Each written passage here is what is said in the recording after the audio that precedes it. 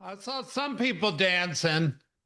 I was dancing. Let the record show. Good afternoon, Inspired Network. We are so excited. This is our first of hopefully a series of mini Inspire Lives. And really the vision behind this is for us to do this once a month and bring a little bit of education, a little bit of information to you guys that maybe you get in different formats, but we a short informational piece that we think is really important for you to know, and then bring honorable guests like Mr. Jason Abrams to the table that we don't always normally have access to, but we can pull a favor, scratch a back, beg, and ask Jason to come spend a little time with us today. You are not here to hear from me today, but we do have a 10-minute opportunity for us to share something with you before we jump in with Jason. So I'm going to kick it over to Mr. Luke Benton, who's kind of our tech wizard behind the scenes, to just give you a quick demo so everybody knows the tools and resources coming your way. Luke Benton. Awesome. Well, I'm excited to be with you all this morning. We're going to walk you through a little piece I've put together for this week. If you were at our stats events the past couple of weeks, I'm not just recycling that content. I've actually got some new stuff for you here today. So here we go. So the stats that sellers never hear are typically about how many listings do not actually get sold each quarter. So we have 3 states, 3 different MLS feeds, one identical truth, and it is that listings ended with without a closing last quarter. The risk in this market is not selling low, it's not selling at all. So everything in the next 10 minutes exists to keep our clients out of these failed listing numbers. So we have currently connected 3 different MLS feeds from Texas to Florida to Georgia. We are onboarding a second MLS in Georgia as well as an Alabama MLS in the next week or two. And that's where all of our data comes directly from. We have history going back all the way to 2005 in our databases. And every number in these next 10 minutes is a page on the site, and you can get to those as you would like. So we're going to do 3 different moves here. The first one is going to be the markets. The second one is the platform. And number 3 is the conversations that the platform opens up for you as agents. So let's jump into it. The markets. So 3 states, 3 different MLS feeds here. Let me see here. 1 second. Apologize. Georgia found its level. So closings ended Q2 2026 within 21 sales of last year, meaning 21 transaction different. Then in Texas, we closed more homes on 15.6% less listings. So demand didn't leave at all, supply did. And in South Florida, we flipped. A quarter of the inventory is gone and closings grew double digits. So the national headline missed all 3 of these different stories, which is why we want to own our data and be able to deliver that to you. So one of the other big things that is one of the most useful pieces of information we provide to you on the platform is regarding pricing, is the effect that it takes to not price a home right on day one of the listing. So in South Florida, if they never reduce, they're selling in about 20 days for about 97.1%. And if they do have to take a price reduction, it's taking them all the way out to 100 days, and they're getting less than 90% of their original ask. You can see the way that looks in Texas and Georgia as well. And then this slide here, 1 state per state, we have Georgia, which was pretty much flat across the board here, meaning that our month supply pretty much stayed similar to what they were at the years before. In Florida, we have a U-shaped pressure on both ends, and the conversation starter, over half of everything for sale in Florida is a condo. and it's sitting at 11 months of supply right now. So now I'm going to show you a little bit about the platform. This is the platform. This is a live window right here. Every state has an overview page. On this overview page, you can see what all the different tools are that we have available for you to work with. And if we go on ahead, everything on the site is built in a way for you to be able to export graphics, PDFs, and any other ways that you want to export the data. We have different styles from editorial to classic. We have dark and light themes on the site as well. Everything will automatically merge in your name, your phone number, your email address, as well as your photo and personal brand if you upload those items there as well. So this next part is one of our pricing areas. So I wanted to walk through a scenario with you really quickly of a home that is in Miami-Dade that we think, or that is a single family home that we think is going to sell for somewhere between around $900,000. So what this page does here is it pulls together the information of what that segment looks like in comparison to the rest of the state to see if the band that you're working in, the product you're working in, and the county that you are working in, how they compare to the rest of the overall state's items. There's a lot of different things through here, but the biggest piece of this one that I want to show you is down here at the bottom. So down here at the bottom, we have our cost of testing the market slide calculator down here. So I'm going to go ahead and put in the variables that were mentioned up top there. So it was 900,000 seller's desired list price to the market price we think it should be sold at 870. And I'm going to just merge in some numbers here that I was given for these items, and you can see in real time what is happening. The calculator automatically created it. It pulled in these numbers from above where they are at for that price band, that county, and that property type. It also then was able to take the monthly carrying cost and tell you what 70 additional days of that carrying cost is going to cost the seller, and you can see the total right here. The download consultation summary button you see right there on the right is a brand new feature that launched this week, and it gives you a branded graphic like this that you can download, you can print it out, you can leave that with them. But this is a great way to handle the pricing argument, as in you don't want to be in the long-term pricing game of a listing. You want to sell quickly, and listings that sell quickly oftentimes have the potential to go over ask as well.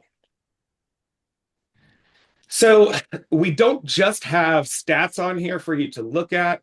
We also have reports that are available to you. You can segment anything by a county, by a property type, and it will have all of that information right there for you. There is a PDF report that you can download right there. There's a graphic version of it, and you can have it email it to you monthly. But beyond just the charts, we have copy on here for you too. So the platform is built to interpret the content for you so that you don't have to fully come up with everything that you need to say. And it then also further goes through what it looks like for buyers with that information, sellers, investors, and a lot of other items as well that they could use. All of these items I've actually built out with reports that allow you to generate reports over here. So whenever we had our chart masters data, we had monthly and quarterly reports that came out every single month and quarter. That's what this section is for you now. We now have the ability to generate those on a quarterly basis and a monthly basis for you as well. So there's a lot more in the platform. I just wanted to give you guys a little overview there. And to close out where I'm at, whenever we did our presentations a couple of weeks ago in each of our markets, I gave you guys a client playbook, which literally has 7 of the most asked questions that your clients are asking in your market. And it backs it up with data and shows you where on the site you can access that data. If you would like to get any of those documents right there, you're welcome to scan that QR code. I can also send those out after the session here.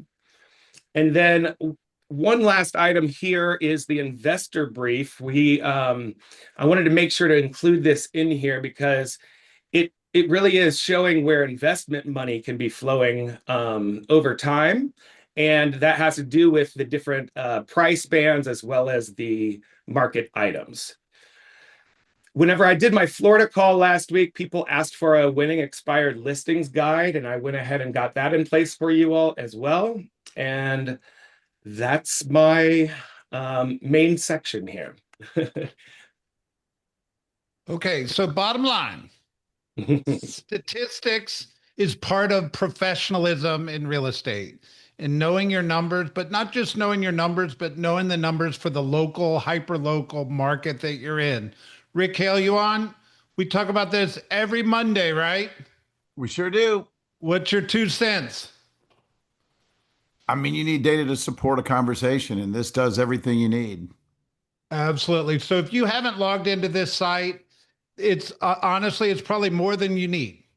And that was done intentional, but we want every piece of data, statistic, numbers that back the conversations you're having with your buyers and sellers on a day-to-day basis at your fingertips, as well as the ability to put it into newsletters, social media content, the whole 9 yards. We continue to develop this, lean in. This is a big part of being a professional in the industry, and we're excited to be able to bring it to you. All that to say, next week, Mr. Abrams, you're going to get on stage and do an industry update for the country, are you not? I am, sir. I mean, the guy with the mustache will do that, and I'll stand quietly behind him, but it will be done.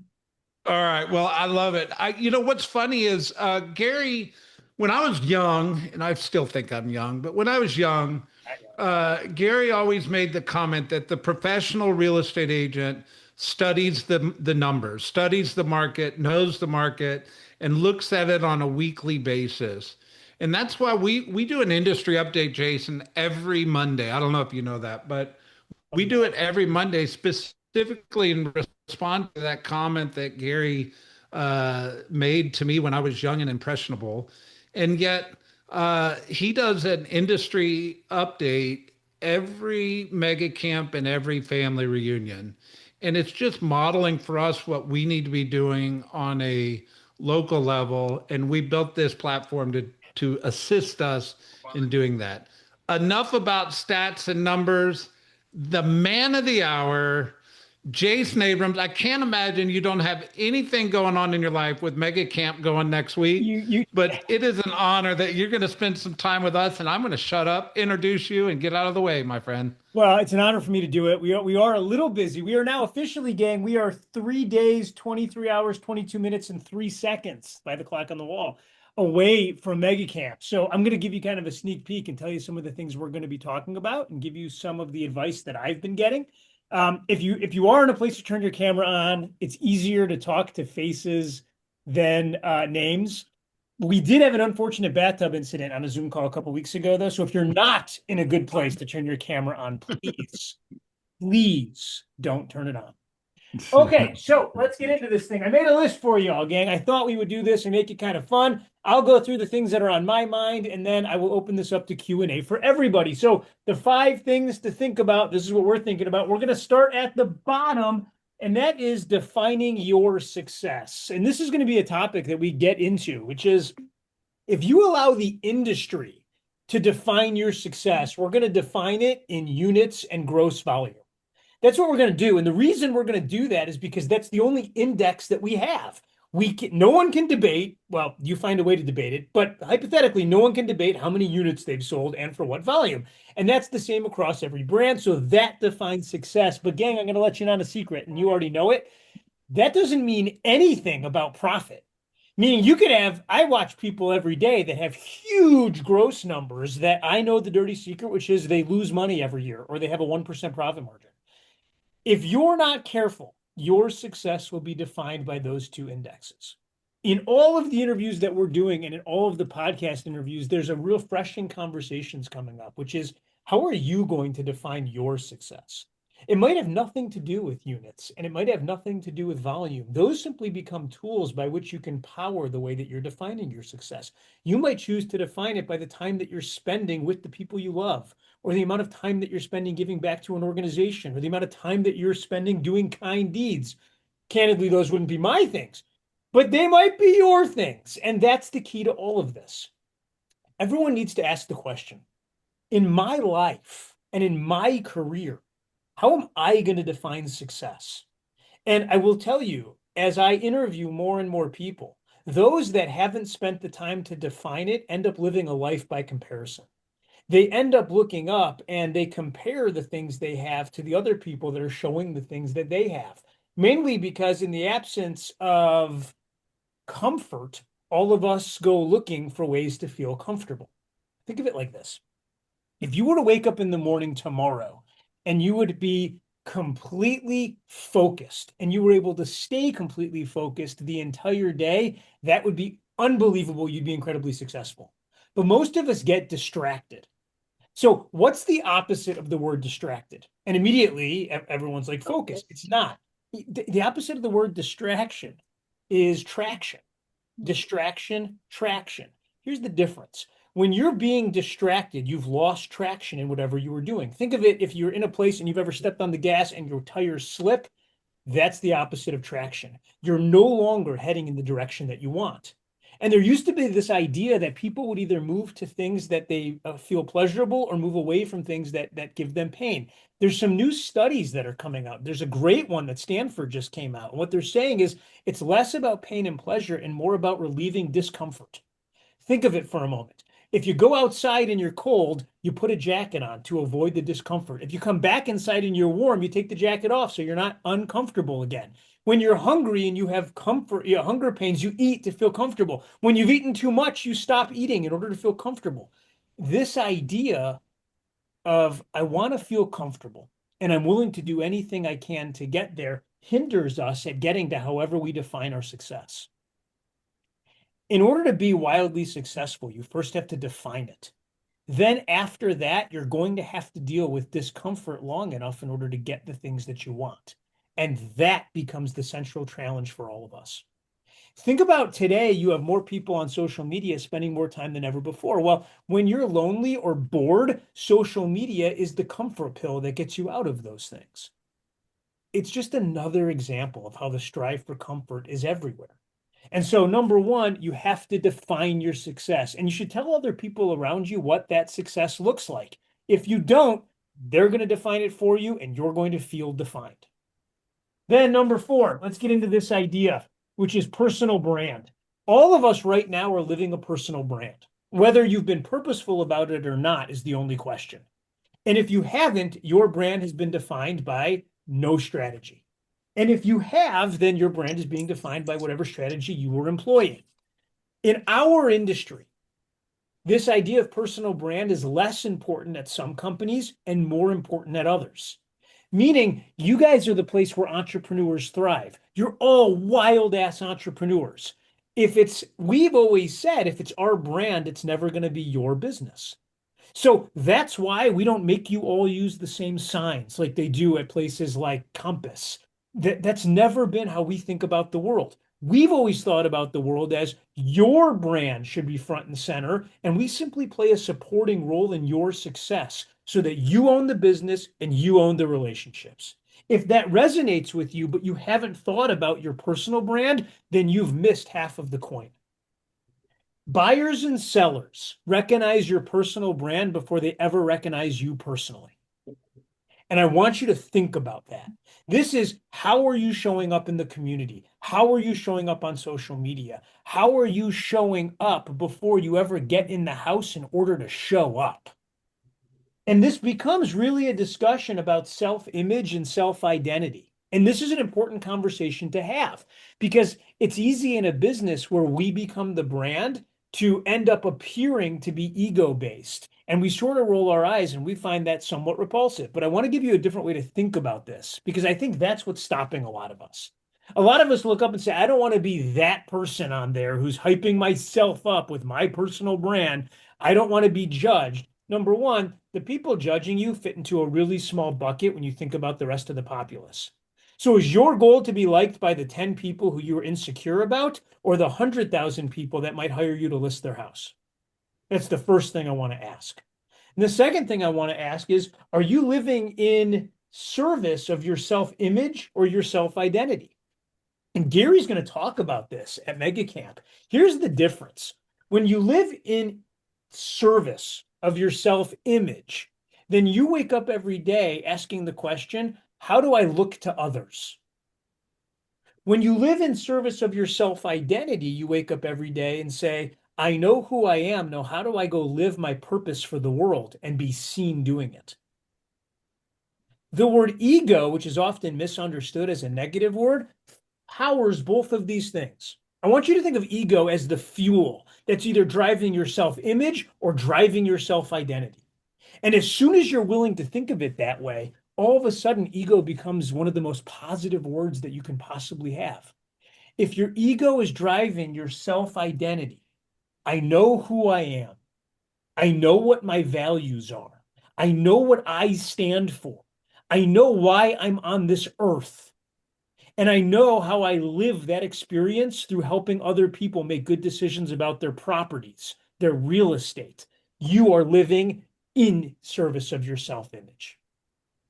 If it's, I don't really know who I am, my values change by the minute, I don't stand for anything, so I'll fall for everything, and I'm just trying to make as much money as I can, you're probably living more for self-image.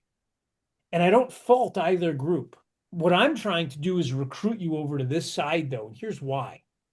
When polled, the average buyer and seller, when asked what's most important to them about the real estate agent they hired, they said in 3 different ways: trust, reputation, and values. That's what's important to buyers and sellers. And if those things aren't driving your personal brand, then your personal brand isn't speaking the language that the buyer and seller of tomorrow wants to speak. This is why, and this is such an interesting thing. So I was talking to a private jet salesperson the other day, and we're working on a deal together. And the person says, now is the time to buy a private plane. And I said, well, why is that? I've heard they're so expensive. And he said, well, because if you're going to rent it out and let other people use it and make money, there's never been a better time in history. And I said, well, why?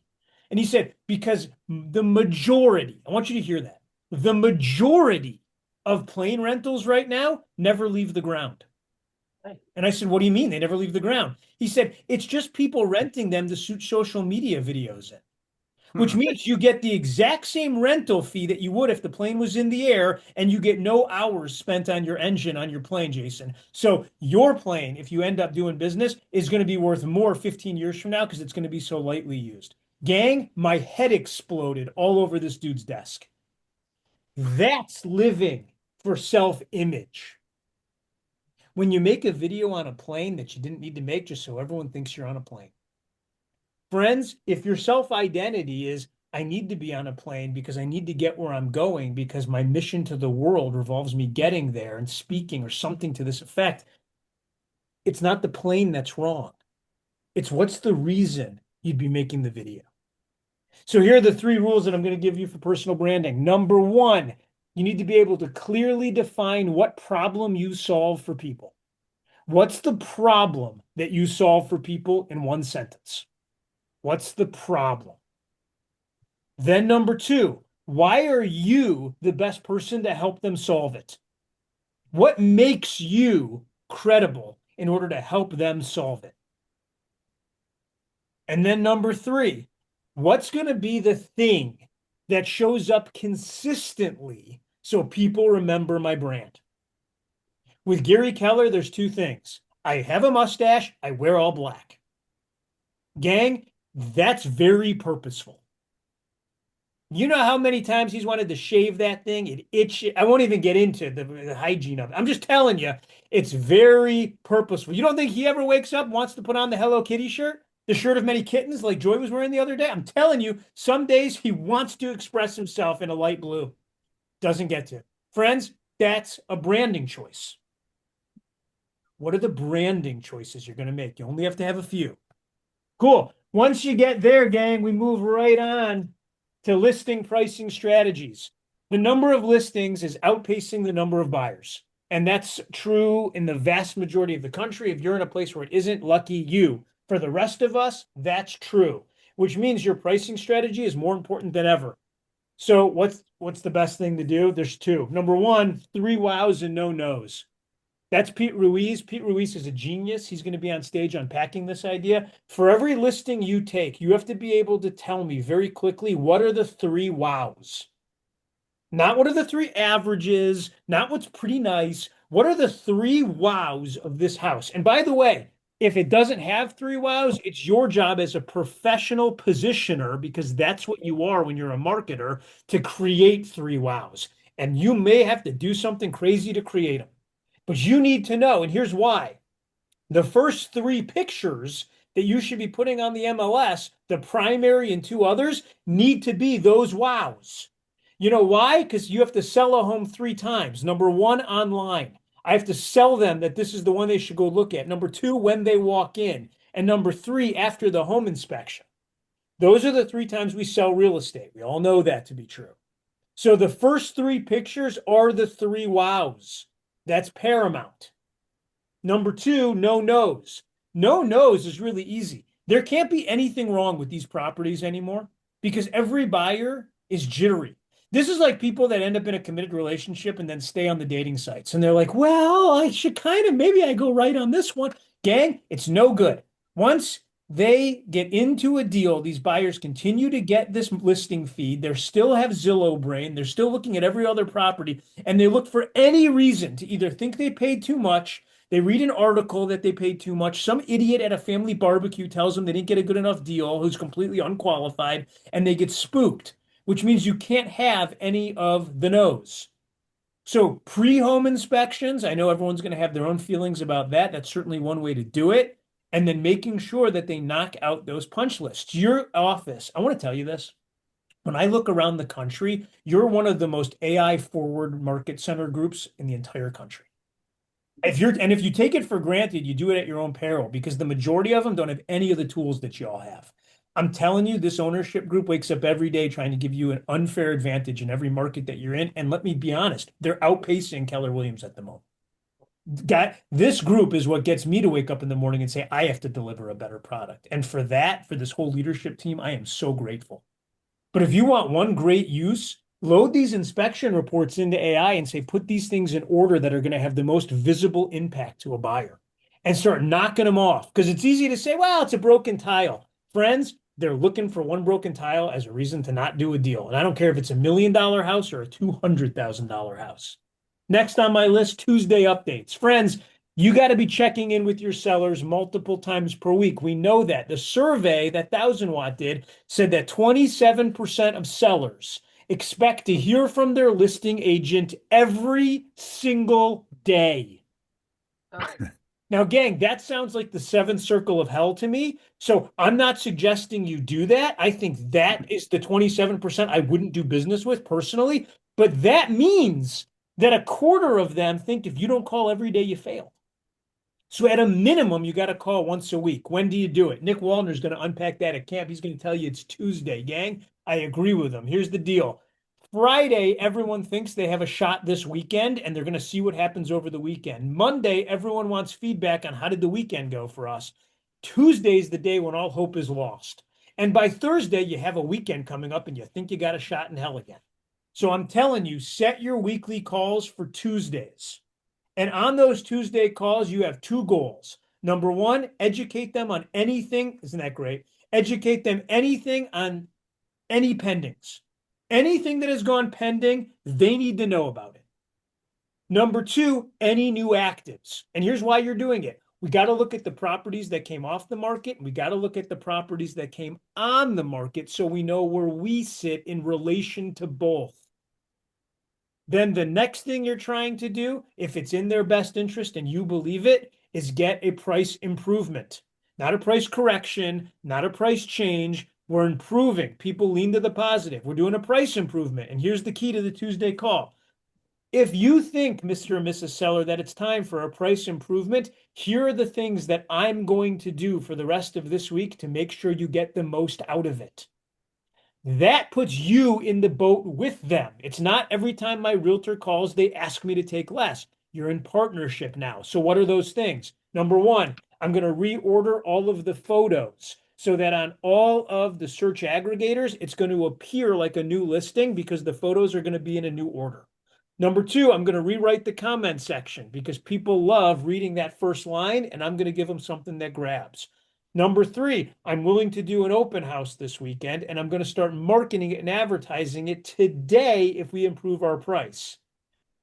The reason that that's all very powerful is because you still have Wednesday, Thursday, and Friday to get showings on a new and improved price before the weekend ever comes. So a lot of those open houses you may never have to do. That will be dealer's choice and up to you.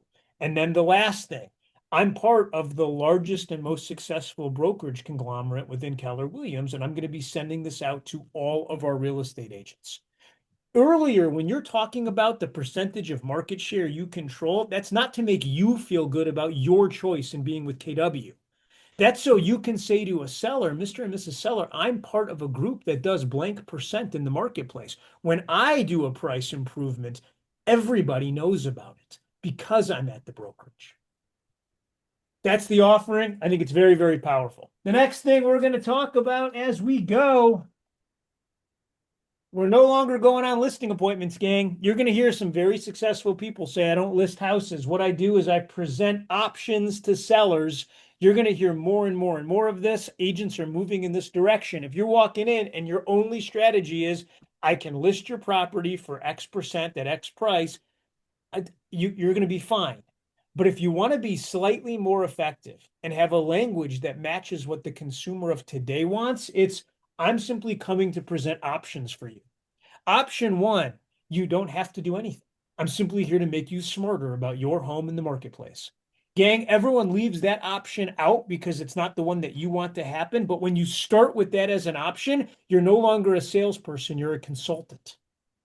Then number two, I can bring you an offer on this home as is. It'll be a cash offer from an investor. And it's going to be lower than if you put it on the market, but it's going to save you time and it's going to give you convenience. And everyone gets to choose what's important for them. Now, why does that matter? Gang, the percentage of people who are willing to take a cash offer to not go through a traditional sales process is higher than it's ever been. We're going to talk about that at MegaCamp, but I'm telling you, a best in cash offer is something that people want to see. Number two, if that doesn't work for you, we have the opportunity to fix and list. Yep, you're doing great.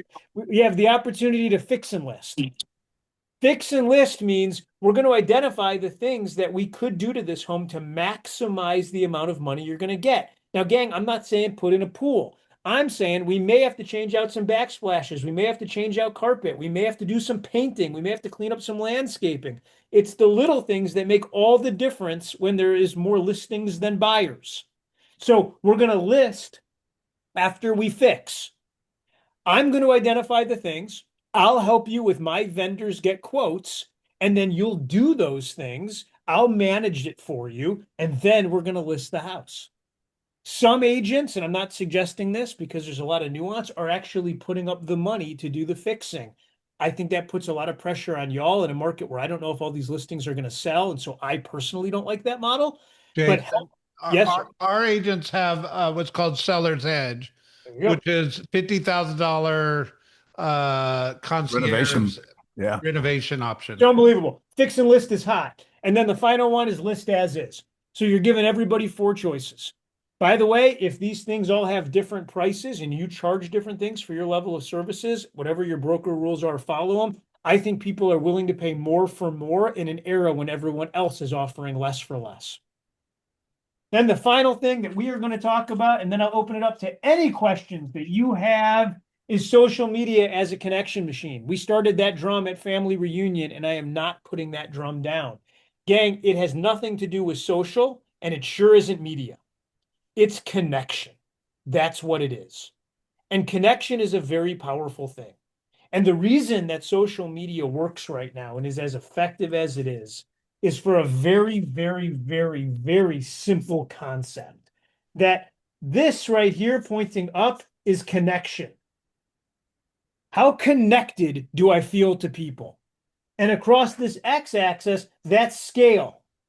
How many people am I connecting with? So if you think about it, if this is the low end and this is the high end of scale, then a one-on-one meeting. I invite Brett out to dinner, okay? We're up here.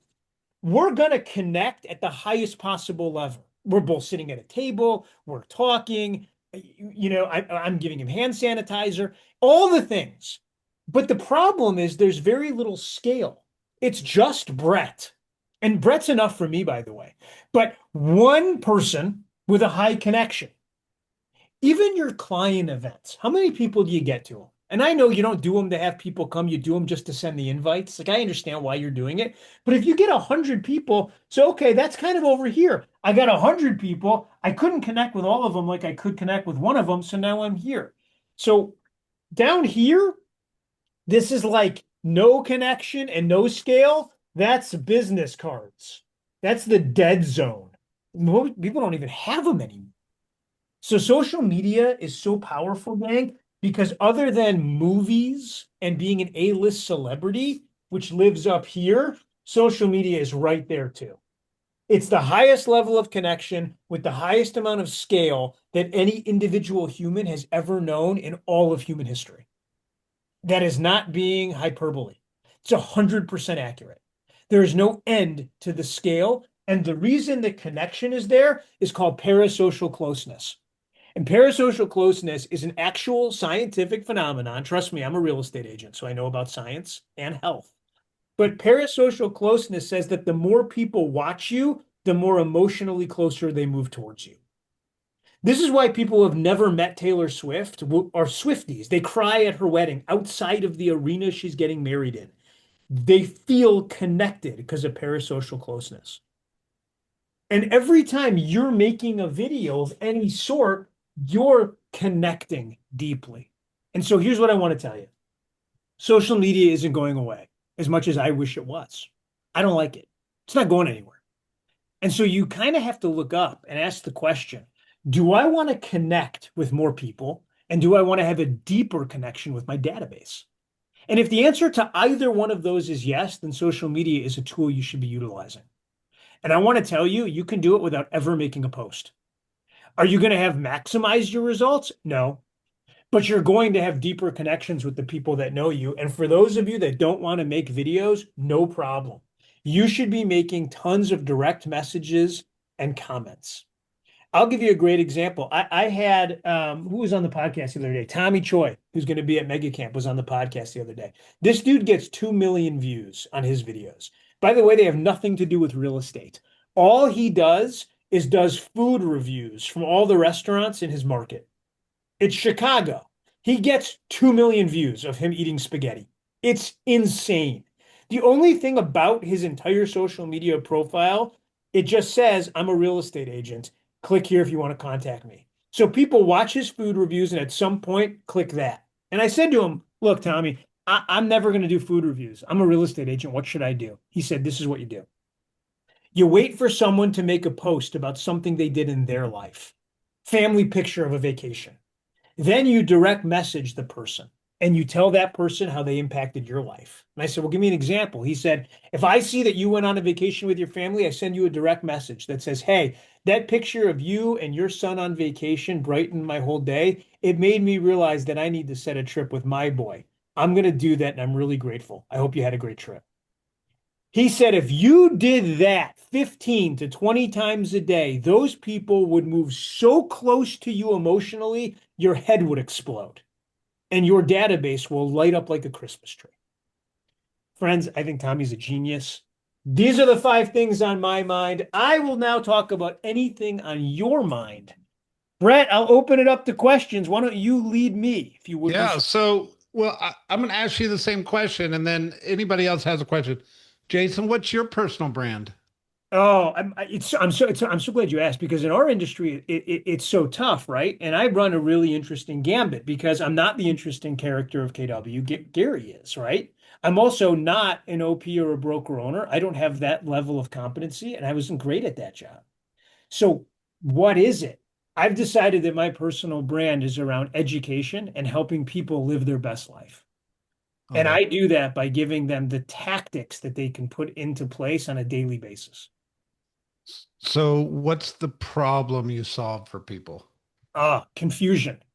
I think that's the number one problem that real estate agents and educators like me solve, which is everybody's confused about what to do next. And that's why on the MREA podcast, I don't know if any of you listen to that, but that's why every week I try to unpack a model and then give a one-page explanation on Thursday. Because for most of us, it isn't a question of wanting to do the right thing. It's being slightly confused on what doing it actually looks like and then being held accountable to get it done. I can't hold you accountable to get it done. Brett and his team do that. I'm here just to make sure you know what to do. I love it. And why are you the best at it, sir? Oh, I appreciate you saying that, man. Because the guy I report to I'm is the just best asking guy. you the model you just gave us. Yeah, I mean the reason I'm good at it is because I work for the creator of the system. And if y'all know Gary well enough to know, you know that um he's a force of nature. Meaning Gary, look, a decade ago, Gary had enough money. He said it the other day. He said, you know, when I was on ChatGPT and I asked it how many people in the world have more money than I do, it came back and said like 2,130. And then I said, wow, you and I are having a much different experience on AI. And he kind of chuckled. But I thought about it.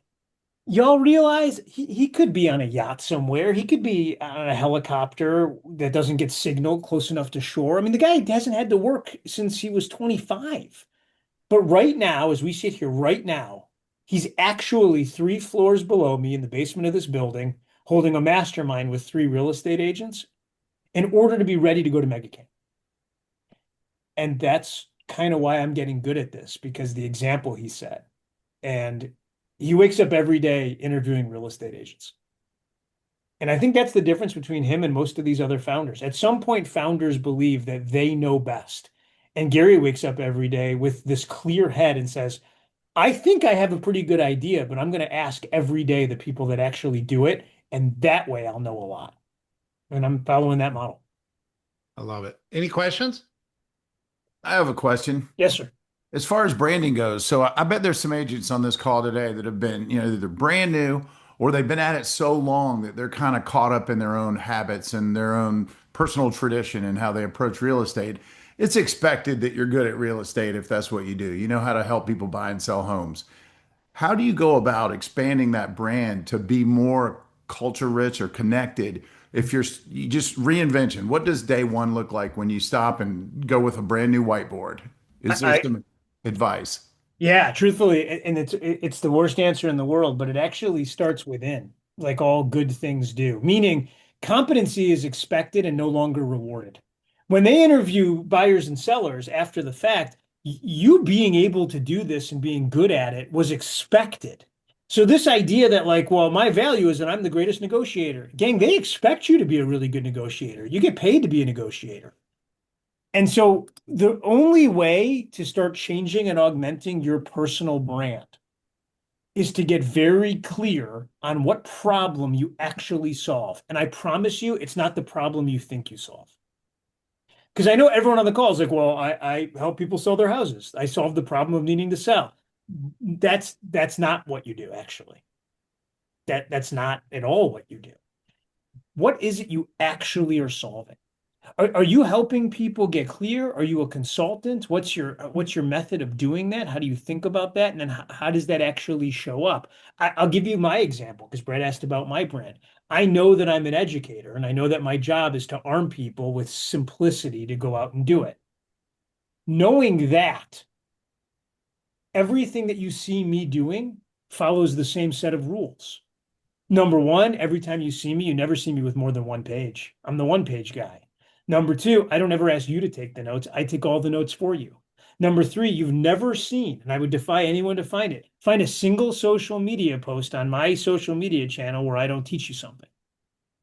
And the minute you get there, you say, oh my gosh, I'm clear on the problem I solve. I'm clear on why I do it and what I'm trying to accomplish. And I'm clear on the 3 rules that I'm not going to break.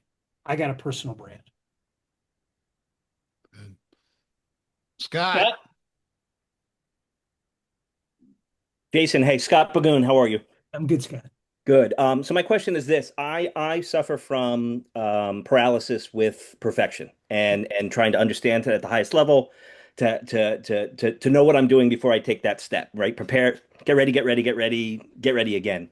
How Yeah. important is it, rather than just just go and do it, just go and try it, take that step? How important is it to get your why down? How important is it to have your brand, your identity focused and articulated so that you can then go? It's a great question, by the way.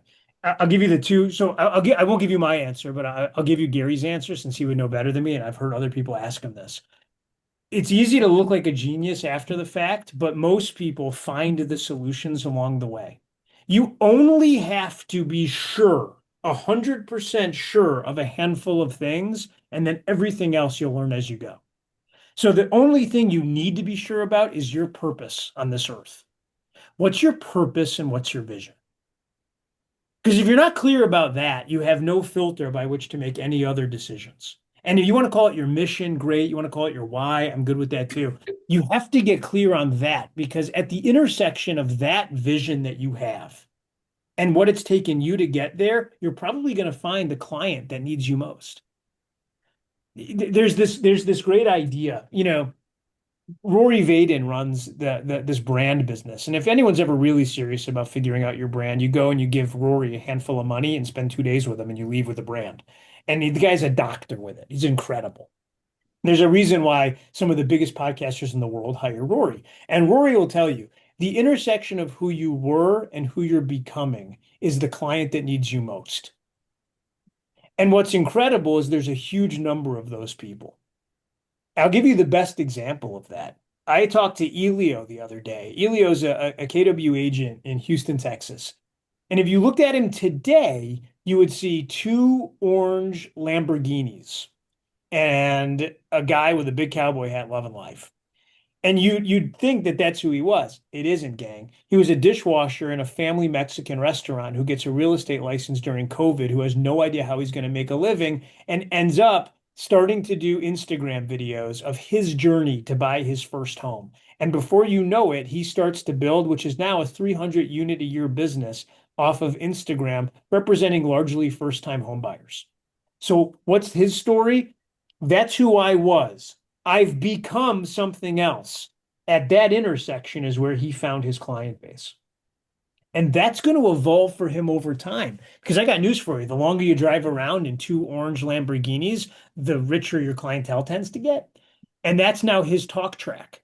You go into Houston and ask about a realtor who rolls around in an orange Lamborghini and everyone says the guy's name. And they say his name because he's the only one doing it. And that's how powerful his personal brand has become. It's like Scott Maloof, if you're lucky enough to know Scott and have him in your life. You go to San Antonio and ask about the realtor that wears a hat, and everyone's like, you mean Scott? That's who I mean. Thank you, Jason. So appreciate you. Thank you. You'll get there, brother. Any other questions for the man? This always happens. I'm always like, if there's no questions, I must have bombed. Brett, I know it. I'm No, not no, no. I told you. I seriously doubt that. All right, gang, let's do this because I care about each and every one of you, and y'all are crushing it. I get a list on a regular basis of all the market centers and all the market center ownership groups, and y'all are always close to the top, and the things that you're doing are driving things. And so I want to meet all my partners when they're meeting me. If you have a question and you didn't feel comfortable asking, you can just email me. It's jason@kw.com. I actually check it. I'm a little behind with Mega Camp, but I will get to you. And I know you guys have tons of options. I just want to thank you all for being part of my KW family. I'm really grateful. Jason, you're the best. I'm Thank going you, to tell Jason. everybody real quick, and I'm going to ask you and let you go. Next month, we're bringing on Tony Baroni. What do they need to know about Tony Baroni? If you show up with no questions for Tony, that's not going to go well, because Tony will just look at you and ask what's the matter with you. So have questions for Tony ahead of time and be prepared, because Tony's living life He lives life at an incredibly high level and he expects everyone around him to get there fast. And Yeah. so I'm kind of a Jason, thank you pushover. so much. He isn't. Oh, See you, you the gang. Thank you man. for Thank you, having me. sir. Thanks, All Jason. right. I'm gonna play a quick video of Tony for us. He's recorded to let us know about next month. Oop, I lost it. Never mind. Technology. What happened? All right, we're not going to play that video, but we're going to keep going. So, Rick Hale, Matt Pitts, culture matters. What are your thoughts around that? How do we institute culture into our world that enriches all our lives? I think Jason kind of framed it up pretty well. You've got to know who you are at the core as a starting place, and then from there, you figure it out in the journey. I think we're all reflective. I think when you show up authentically, people are going to feed back energy that shows that you're living that authentic energy and that they're vibing with you. And so, the question I had pop into my head is, and that's why I asked the question about it's not really a rebrand, but I think what I heard was what's the overlay to you being a professional? I mean, we all know you know how to buy, help people buy and sell houses. So my question was, how many realtors are there in your market area that are good at being realtors? There's probably a ridiculous number. What is the differentiation between you and those people or folks? And the question I had was like, in the course of doing your job, what does stepping up look like for your community? How do you show up uniquely? If I asked 100 of your top Mets in your database, what does your agent stand for? What do they represent? If their first and only answer is they're a great realtor, maybe there's opportunity. And that's where the culture question lives. Like, what's your ultimate legacy? What's the landing pad outside of being a great realtor and earning a great living? We're a resource also. Of course. Yeah. Tremendous resource. And not only that, it's our knowledge base that can help us solve problems or cut problems that may be coming. Like we can see from experience that, oh my gosh, if you do this, this is going to happen. So we can cut trouble off at the pass. Totally agree with that. Anybody have a good example that if I went to social media and I pulled up all of your posts, what would it say about you beyond the realtor speak that we tend to lean on? And I love his quote, by the way. This was competency is expected, not rewarded. I agree So with we know that. you're competent. So what's the next level or layer? And not just for strategic differentiation, but because your heart calls for it.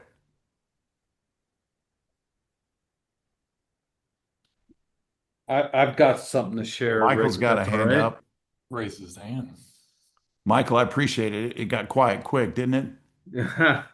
Um, I, I think a lot about what Zig Ziglar has taught. If you help enough people achieve their goals, you'll be able to achieve your own. And Yep. pardon the police officer driving by here, school zone by the office.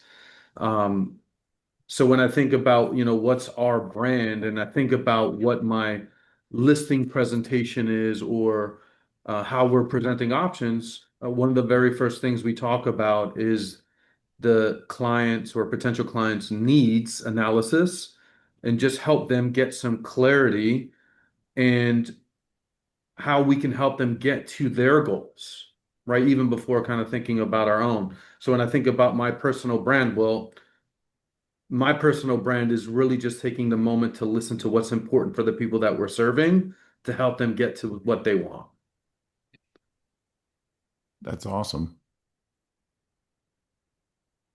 Love that, Michael. I think a lot of what I was hearing, Brett, from Jason is that if I go back and look at it, I think I'm just, if there's a Gallup poll out there that says 86% of people at work right now say that they're lonely. And I'm looking at this group of people who are out there serving buyers and sellers, but remembering they're out there serving people. And then I think about the other side of that is like the power of the community of this group and the group inside of the market centers and what we have. So I think a lot of that when we're in this world of isolation, and this is just coming off of Jason's thoughts and everything he brought today. Isolation and pull and social media, and we're in this world of 1099 employment where we're going deal to deal and run face to face.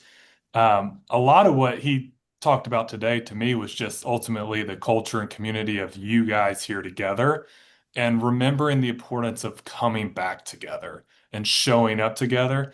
Because at the end of the day, if that percentage of people are lonely and unhappy, and putting that on a actual survey and taking time to do that, I'm sure it's statistically accurate. I just wanted to purpose what he said and say, hey, about you, let's come together, let's keep this up, let's engage, because if you're feeling that way, we're excited that you're here and partnering with us, but the people you're serving are most likely feeling that way, and actually creating the bond and community and purpose behind who you are and your brand is overall just critical in everything I'm reading on loneliness. So that's what it brought up today. That's awesome, Matt. And the problem you're solving isn't a universal problem. You're solving a specific person you care about's problem. I love the direct message. I've never really thought to do that. I comment like crazy because I love the people in my world and I want them to know I'm paying attention and I care. But when you direct message someone, it's a unique opportunity not to look like yourself propaganda. You have no purpose in it other than genuine care. And then I think you can, I know, then you've got an opportunity to create an invitation to another next level conversation, or and it's not in front of all of our peers. Does that make sense? I thought that was a brilliant idea. Absolutely. All right, let me play this video for you guys real quick so you know who Tony Baroni is, and let's roll. Hey guys, it's Tony Baroni here in Tampa Bay, Florida. We cover the coast to coast of Central Florida, and we really are looking forward to spending some time with you next month on our class called Finish Strong, 15 Strategies to Win the Rest of 2026. And most importantly is to how to start off your year right in 2027. So don't miss it. Look forward to spending some time with y'all, and thanks so much for listening. Have a great day. All right. Well, I'm excited to be able to bring him next month. As I told you at the beginning of our Inspire Live today, our vision around this is just to do this once a month and bring in some really cool people that we don't normally have access to. And just a reminder, you will have an opportunity to ask any question. So what's cool is, like, Jason normally is on stage. We don't get to ask him a question when he's done. Tony's normally on stage presenting something, and we will have an opportunity to ask questions, dig a little deeper. Tony's kind of known for what was called the promise. If you've never heard of the promise, that was something he created years ago. And then the other thing that he is a master at is reviews. He has more reviews than any other real estate professional I even know. So it is a thing, and he is phenomenal and a huge business, but it's very practical. All that to say, Matt, you want to share something? Luke already shared it. That's September 17th. September 17th, same time, 2:00, and we will see you there. All that to say, go make a difference. Go make a difference in your own personal business and make a difference for those around you. One thing that I love, Jason said, and I'll leave us with this: pricing is everything in this market. And we are completely set up with the stats tool to assist you with all the data and conversations and everything to assist you in that. You just got to take action on it. And last but not least, I loved we're no longer listing homes. It's everything is an option, and we are fully set up for that. So cheers to your success in August. See you next month, guys. Thank you. Thanks, you guys.